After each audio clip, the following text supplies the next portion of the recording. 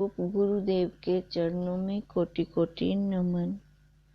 हमारा विषय चल रहा है श्री विचार सागर दर्पण।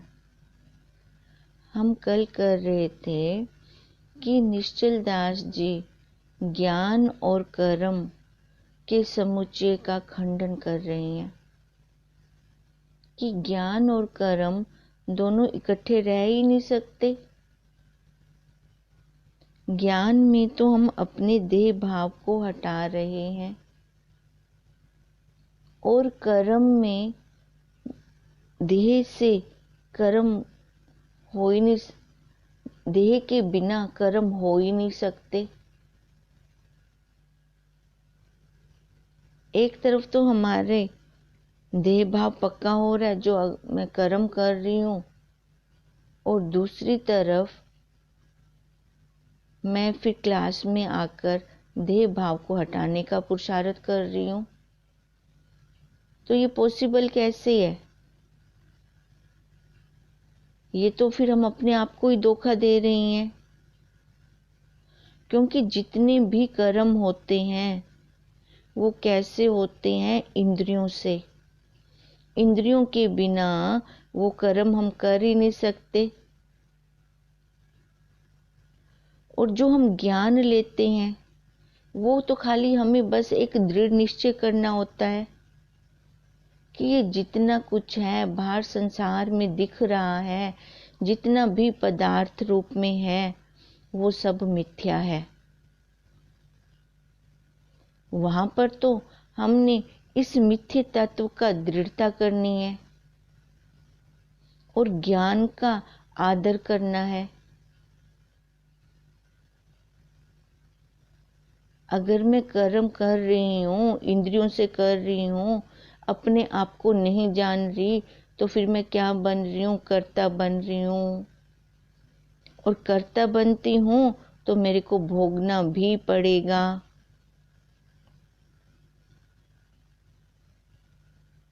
अगर हम यज्ञ आदि कर्मों को आदर दे रहे हैं तो बिना इंद्रियों के हम ये कर्म कर नहीं सकते। और आत्मज्ञान से जो ये कर्तापन है और भोक्तापन है का हम अभिमान, ये ज्ञान को हम काट नहीं सकते फिर, क्योंकि इंद्रियां तो मेरी कर्मों में प्रवृत्त हैं। मैं इसका बाद कैसे करूं? वो ज्ञान मेरे अंदर कैसे दृढ़ होगा? क्योंकि मन जहां जाता है इंद्रियां स्वतः चली जाती हैं। अष्टावक्र गीता में अष्टावक्र जी ने बिल्कुल साफ साफ शब्दों में कहा है कि हर जन्म में हम इतने कर्म करते हैं, इतने कर्म करते हैं कि कर्म कर करके इस शरीर को हमने थका दिया। क्योंकि कर्म शरीर से हो रही हैं, देह भाव से हो रही हैं, और ये थकता है तो फिर ये सोता है। अब सो सोकर हम अपना ऐसे समय व्यतीत कर रहे हैं। कभी हमने यहाँ पे बुद्धि ही नहीं लगाई, कभी हमने ज्ञान को आदर ही नहीं दिया। जो जीव संसार से चले गए हैं कर्म करते करते, फिर उनके बाद क्या कर्म रुक गया? जो पहले मैं बन के कर्म कर रही हूँ, मैं नहीं करूंगी तो कौन करेगा? फिर वो मान लो वो चले गए, देह उनकी शांत हो गई, फिर क्या उनके परिवार का लालन पालन नहीं हुआ? उनके बच्चे बड़े नहीं हुए? उन्होंने खाना नहीं खाया? पर जीते जी ये मुसीबत है कि हम छोड़ नहीं पाते। फिर उसको कर्तव्य से फर्ज बना लेते हैं। पर अपना आप को जानने का कर्तव्य कौन करेगा? अपने आप में बैठने का फर्ज कौन निभाएगा? ये तो काम ऐसा है कि हम पैसे देकर भी नहीं करवा सकते। अगर हम कहें कि इधर कर्म भी करती रहूं कर्तापन से, और उधर क्लास में ज्ञान को भी मैं लेती रहूं, हमारा मेल नहीं हो पाएगा।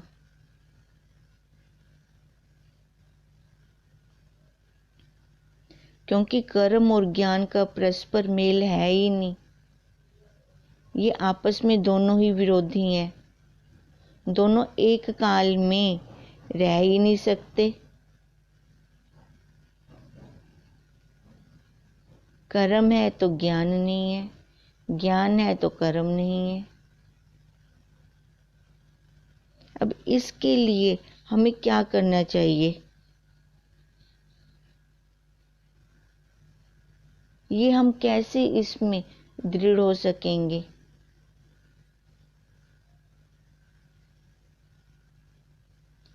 देखो, अगर मैं कहती हूँ कि मैं देह नहीं हूँ, तो क्या मेरा शरीर खत्म हो जाता है? हमें लक्ष्य अर्थ को लेना है, वाच्य अर्थ को नहीं लेना। ये हमें खोल खोल कर गुरुदेव ने बता दिया है। हर इंद्री धर्मात्मा है, अपना अपना काम कर रही है, चाहे वो कर्म इंद्री है, चाहे वो ज्ञान इंद्री है। इसलिए तो इंद्रियों को और इंद्रियों के विषयों को तू देखने वाला बन जा। एक बार तो पुरुषार्थ तो कर। आज भी हमारा श्री योग विशिष्ट में यही चल रहा था कि एक बार तो पुरुषार्थ तो कर। पुरुषार्थ ही परम देव है। हम कहेंगे कि देवता आएंगे और मेरे को आशीर्वाद देंगे, तभी मैं आगे चल पाऊंगी। अब निश्चल दास जी ने पहले ही मंगलाचरण में वस्तु निर्देश आशीर्वाद के रूप में दिया है। वस्तु वही जो इन आंखों से नहीं दिखती, बस उसका अनुभव होता है।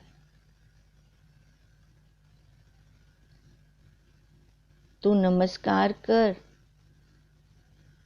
अपने गुरुदेव को, और गुरुदेव आशीर्वाद के रूप में तेरे को वो वस्तु देंगे जिसकी तू जिज्ञासु है। नमस्कार भी तभी होगा जब ये मन विषयों से रहित होगा, सकाम भाव से रहित होगा। क्योंकि हम जब गुरुदेव के पास गए तो हम सकाम भाव से गए, कोई ना कोई इच्छा लेकर गए। पर जब ये इच्छाओं से, वासनाओं से खाली होगा, तभी तो ये अपनी ओर मुड़ पाएगा, तभी ये अपने अंदर देख पाएगा, तभी ये अपना चिंतन। आज तक इसने क्या किया? चिंता की। और चिंता किसकी की? बाहर वालों की, संसार वालों की। अपना चिंतन तो किया ही नहीं। जबकि शास्त्र चीख चीख कर हमें बता रहे हैं, अरे तू ब्रह्म है, तू ब्रह्म है। फिर चलते फिरते शास्त्र के रूप में हमें तत्वनिष्ठ हमारे गुरुदेव मिल गए, वो भी हमें यही बार बार श्रवण करवा रहे हैं, अरे तू ब्रह्म है, तू ब्रह्म है। अगर मैं उसको नहीं ले रही तो कहीं ना कहीं कमी किसकी है? हमारी अपनी ही है। क्योंकि जो वो वस्तु देना चाह रहे हैं वो निर्गुण वस्तु है, और ये जीव कर्मों का मारा हुआ, अपने जीव भाव वाले संस्कारों का मारा हुआ। इसको तो हर बार यही दिखा जैसे संसार का पैसा कमाना है तो उसके लिए कर्म करने पड़ते हैं। वहां जाकर भी वो कर्मों का त्याग ना कर सका, वहां पे भी उसको ऐसे लगने लगा कि जो ये वस्तु है मेरे को कर्म से ही मिलेगी। उस जिज्ञासु की बुद्धि से संपूर्ण कर्म खत्म ही ना हुए, क्योंकि उसने इस ज्ञान को आदर नहीं दिया। उसके मन में क्या बसर पड़ी है? कर्म। भी जैसे बाहर संसार में कर्म करते हैं तभी हमें कोई वस्तु मिलती है, पर यहाँ पर तो कर्म और ज्ञान दोनों विरोधी हैं। कर्म इंद्रियों से मिलते हैं, पर ये ज्ञान यहाँ पे तो इंद्रियों की जरूरत ही नहीं। ये तो इंद्रियों के बिना मिलता है, जहाँ पर हम अपनी इंद्रियों को लय कर देते हैं। अब है तो वो जिज्ञासु, वो यहाँ से छूटना चाह रहा है। अब सारा कुछ कर करके देख के आया है ना। अब वो उसने जो किया है आज तक, कैसे किया है, कर्मों से किया है, वो अब छूटना चाह रहा है। अब वो जन्म मरण के चक्कर से छूटना चाह रहा है। अब उसका उपाय क्या है? गुरुदेव ने तो पहले बोला, ज्ञान का आदर कर, ज्ञान का आदर कर। जब तक जीव भाव और ब्रह्म की एकता नहीं होती तब तक वो ज्ञान ठहर नहीं सकता। इसलिए दृढ़ता कर कि मैं आत्मा हूं। तभी बार बार कहना है कि मैं देह नहीं हूं। हाथ ले दे रही हैं, पैर चल रही हैं, आंखें देख रही हैं, इसमें मैं क्या कर रहा हूं? मैं इन सबको सत्ता देने वाला हूं, मैं इन सबका बाप हूं। जब ऐसी दृढ़ता के साथ मैं देखता हूं तो घाटा क्या है?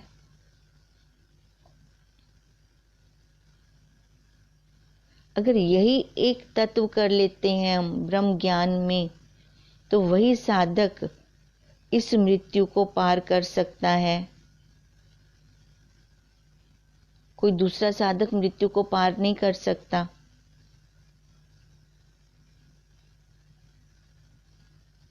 अपने शास्त्र उठाकर देखें,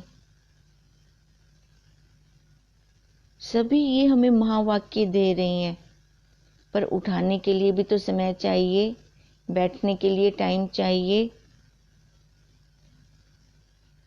सनत कुमार भी धृतराष्ट्र को यही उपदेश दे रही हैं, क्योंकि कर्मों से अगर हम कोई भी कर्म कर रहे हैं, इंद्रियों से हम अगर कोई भी कर्म कर रहे हैं, तो फिर हम क्या हो रहे हैं? कर्मों के फल में आसक्त हो रहे हैं।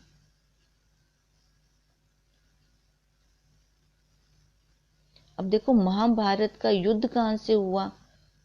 जब पहला प्रश्न ही धृतराष्ट्र का ऐसा था, मेरे पुत्र और पांडु पुत्रों ने कर्म क्या किया?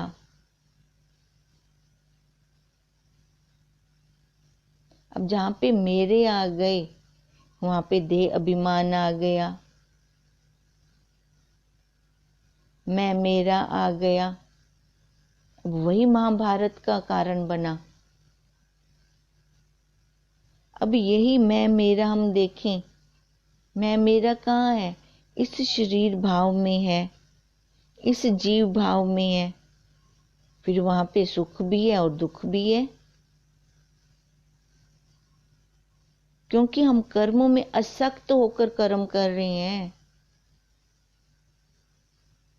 ये मेरे हैं, ये तेरे हैं। राग और द्वेष भी आ गया।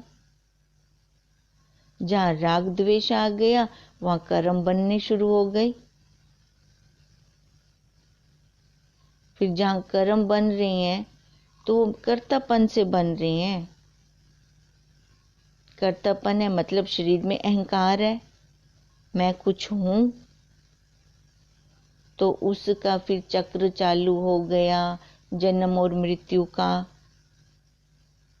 अब हम इसको जन्म और मृत्यु बोले, कर्म और जन्म बोले। जन्म फिर कर्म, फिर देहांतर प्राप्ति, फिर जन्म लिया, किसी न किसी खाने में पैदा हुए, फिर कर्म किया। तो ये तो चलता ही रहेगा। जब तक शरीर में देह भाव रहेगा ये तो कभी खत्म हो ही नहीं सकता। और अगर हम ये वस्तु लेना चाह रहे हैं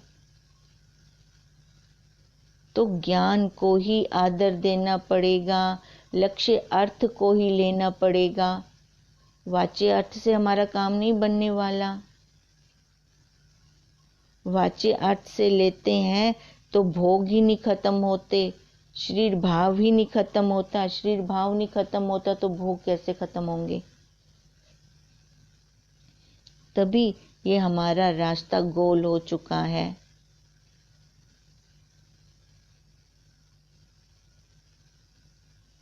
जो अज्ञानी है वो तो कर्मों में आसक्त है ही है। वो जन्म और उनका ये मरण का चक्कर तो चल ही रहा है। फिर इसी पृथ्वी लोक में बार बार उनका आना हो ही रहा है। वो यहाँ से तो हट ही नहीं सकते। अब इस मार्ग पर कोई विरला चलता है, कोई शेर ही चल पाता है।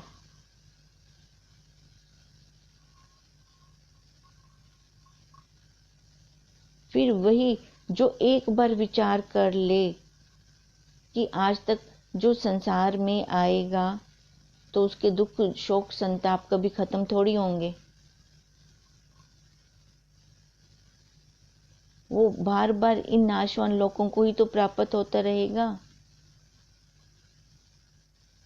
पर जो ज्ञानी है, जो तत्वनिष्ठ है, एक बार वो जो ज्ञान को आदर दे देते हैं तो फिर वो बाहर नहीं जाते, क्योंकि वो स्वयं वही रूप है जो बाहर वो खोज रहे थे। जब अपने आप में बैठे, अपने अंदर गोता लगाया, तब उन्होंने जाना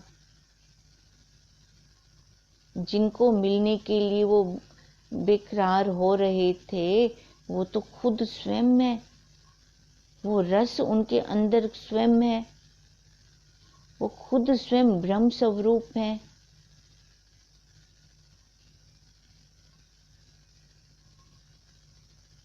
वो कैसे इस चीज का निश्चय करेंगे?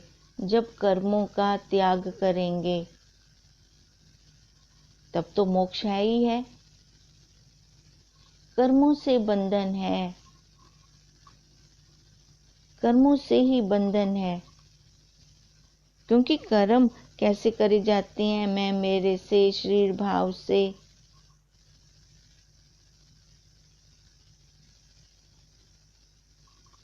अब ये ज्ञान हमें कहाँ से मिलेगा?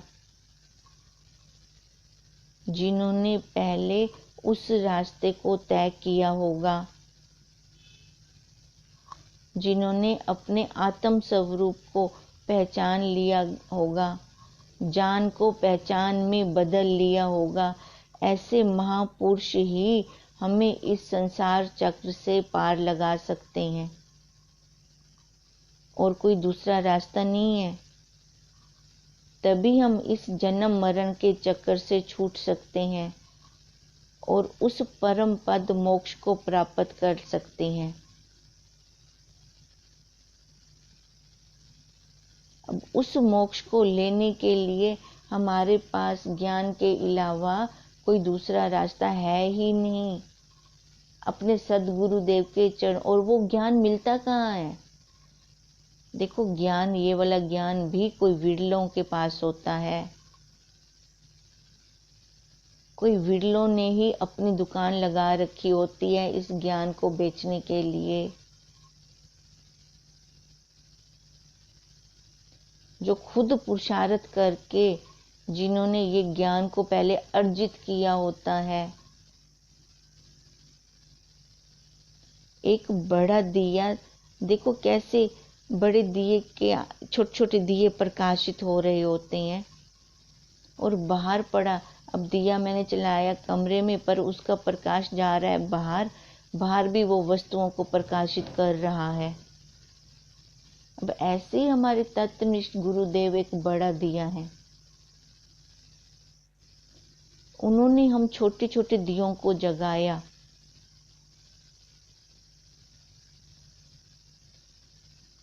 इसके सिवा देखो, जागने के अलावा और कोई दूसरा रास्ता नहीं है।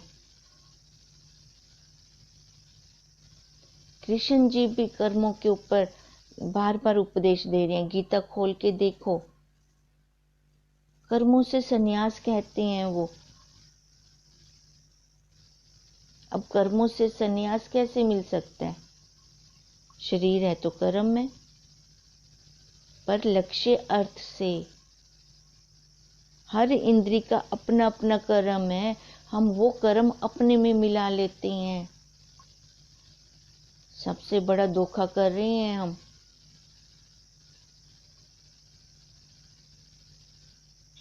अब ऐसा नहीं है कि ज्ञान आएगा तो शरीर खत्म हो जाएगा, नहीं, पर अपनी दृढ़ता बढ़ जाएगी कि मैं आत्मा हूं। तो ये मेरे निश्चय में पक्का है ना, सामने वाले को तो पता नहीं है।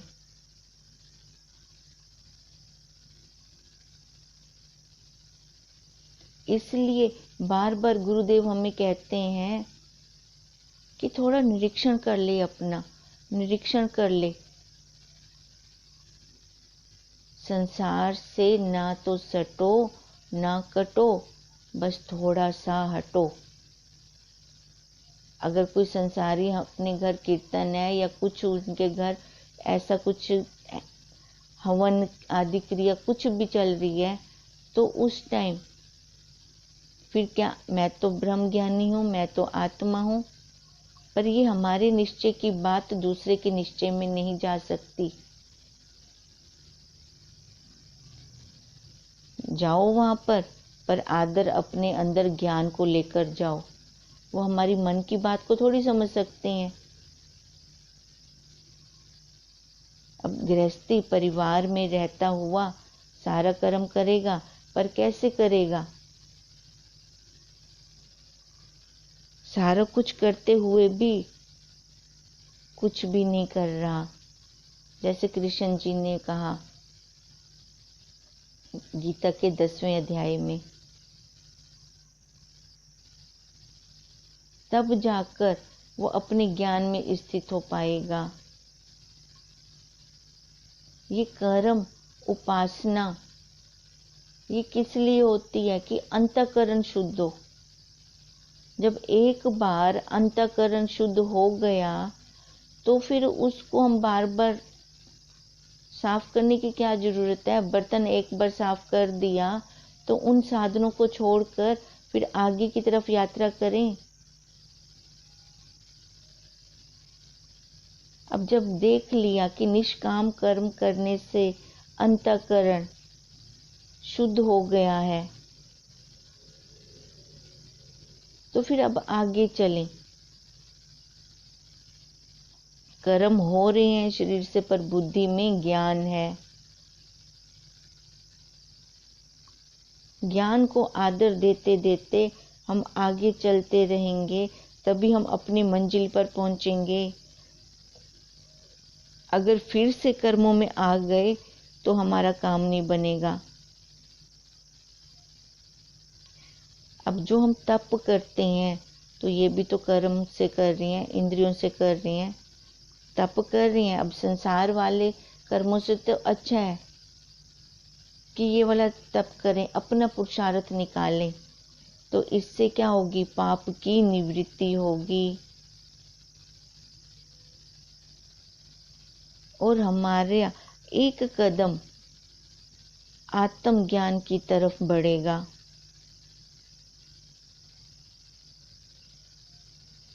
और एक बार आत्मज्ञान से कर्म और भेद उपासना के जनक को अज्ञान का सर्वथा नाश हो जाने पर फिर जीव और ब्रह्म का भेद सदा के लिए समाप्त हो जाता है।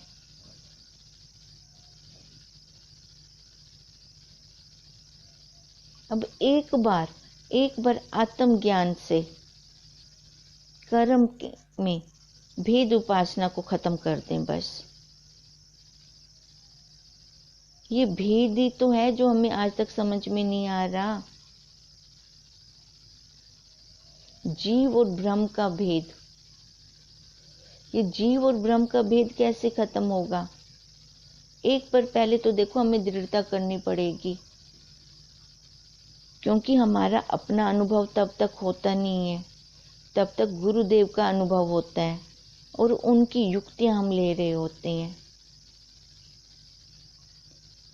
किसी के अनुभव पे अनुसरण करना मतलब अपने आप को हमने उनको समर्पित कर दिया। तब तक वो साधक का परोक्ष ज्ञान होता है, अपरोक्ष तो उसका अभी तक बनना नहीं। अब पराशर ऋषि जी भी ये भेद को खत्म करने के लिए आगे अपने महावाक्य दे रहे हैं। भेद जनक अज्ञान के सर्वथा नष्ट हो जाने पर फिर आत्मा और ब्रह्म का मिथ्या भेद कौन करेगा? जब अज्ञान समाप्त हो गया, जीव और ब्रह्म की स्वरूप दृष्टि में भेद बुद्धि ही समाप्त हो जाती है। एक की अपेक्षा दूसरा है।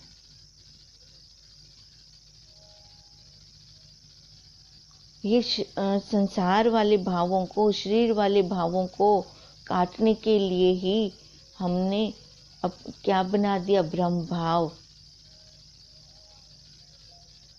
अब पराशर जी यही समझा रहे हैं कि ब्रह्म भाव, वो भी भाव ये भी भाव। अगर ब्रह्म भाव बनाते हैं तो भी तो ये ब्रह्म भाव हमने किसकी अपेक्षा से बनाया? जीव भाव की अपेक्षा से ब्रह्म को मैंने लिया।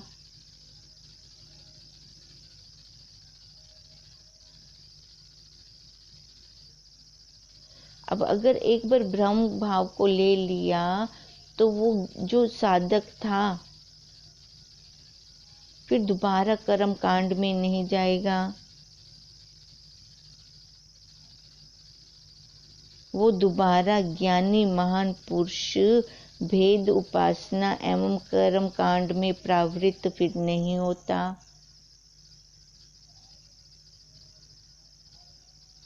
ज्ञान की हमने 7 भूमिकाएं पढ़ी थी। सबसे पहली भूमिका है खाली इच्छा, शुभ इच्छा।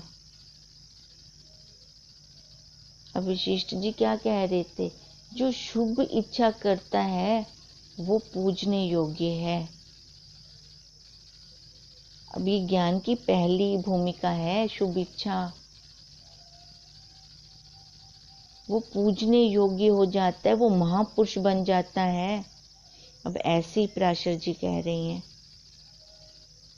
कि एक बार अज्ञान को समाप्त करने के लिए उस साधक ने, उस जिज्ञासु ने जीव भाव को हटा दिया और ब्रह्म के स्वरूप की अपनी उस बुद्धि में, ब्रह्म के स्वरूप की दृष्टि के भेद से बुद्धि समाप्त हो गई उसकी, अपनी बुद्धि को उसने ब्रह्म स्वरूप में लगा दिया, तब वो ज्ञानी महापुरुष। तब पराशर जी उसको क्या कह रहे हैं कि अगर एक बार साधक ने, जिज्ञासु ने जीव भाव को हटाकर ब्रह्म भाव को भी बना लिया है तो वो क्या बन जाता है? ज्ञानी महापुरुष। अब उसको भी पराशर जी ऐसी ज्ञानी महापुरुष की उपाधि दे रही हैं। और जो अभी तक जीव अपना पुरुषार्थ नहीं निकाल पाए और वो अभी तक भेद भक्ति और यज्ञ आदि कर्मों में ही रचे पचे पड़े हैं, उनका आत्म निश्चय दब जाता है, क्योंकि उन्होंने वो पावर तो निकाली ही नहीं अपने अंदर, अपने आप को जानना ही नहीं।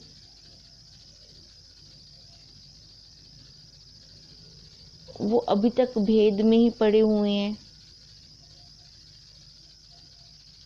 अपने आप को दीनहीन मानकर वो सामने एक मूर्ति में भगवान जी को बनाकर उनके आगे गिड़गिड़ा रहे हैं।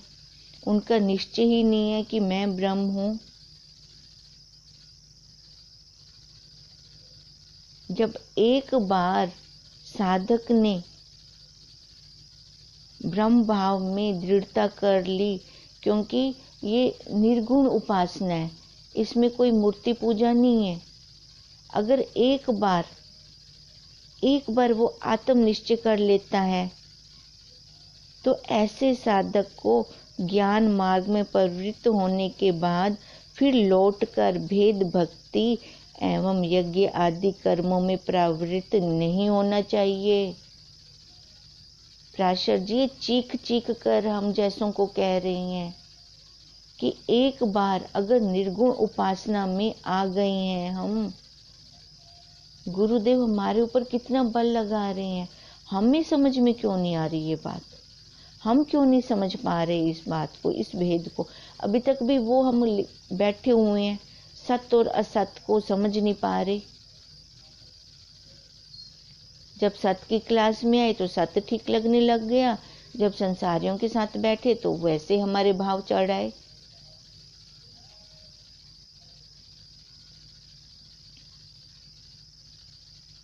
अब इसलिए साधक अगर एक बार ज्ञान मार्ग में प्रवृत्त हो रहा है तो फिर दोबारा लौटकर भेद भक्ति में वो ना जाए, यज्ञ आदि कर्मों में वो प्रवृत्त ना हो।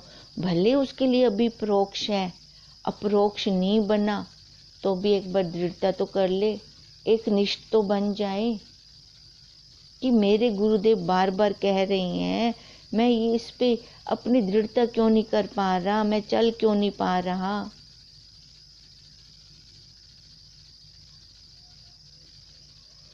इसलिए हमारा होमवर्क भी रोज का रोज होता है कि चल रहा था हमारा होमवर्क, हम देखते रहें इसको, जो कुछ भी मुख में डालें रस है, रस है, रस है। एक तो देखो मैं ये नहीं खाती वो नहीं खाती, पसंद छूट जाएगी। पसंद शरीर भाव पे बैठ के आती है। जब प्राणों को ही तृप्त करना है, प्राण के ही धर्म है भूख और प्यास, मैं तो देखने वाली हूँ, फिर देखूं मैं इसको। अब नहीं देखूंगी तो कब देखूंगी।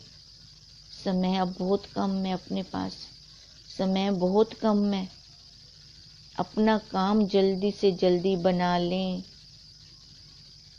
जितनी जल्दी हो सके हम अपना काम बनाएं, तभी ये ज्ञान हमारे अंदर अर्जित होगा। जब ये विषय वासनाएं समाप्त होंगी तभी ये ज्ञान को हम आदर दे पाएंगे। ओम तम नमामि हरिं परम, ओम तम नमामि हरिं परम, ओम तम नमामि हरिं परम। ब्रह्म स्वरूप गुरुदेव के चरणों में कोटि कोटि नमन।